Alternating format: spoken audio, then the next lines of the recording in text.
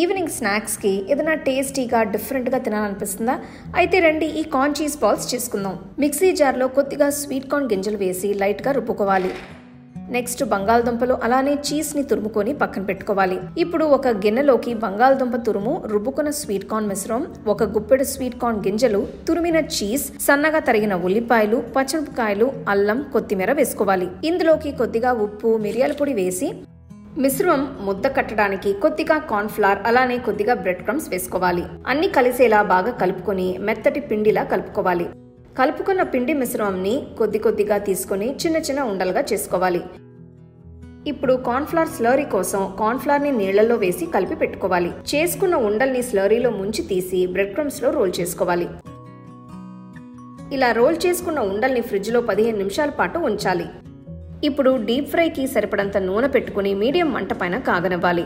నూనె కాగిన తర్వాత నెమ్మదిగా కార్న్ ఉండల్ని వేసుకుని గోల్డెన్ బ్రౌన్ రంగులోకి వచ్చేంత వరకు వేయించాలి. అంతే అండి, చాలా టేస్టీ అయిన కరకరలాడే కార్న్ చీజ్ బాల్స్ బాగా వేడివేడిగా రెడీ అయిపోయాయి.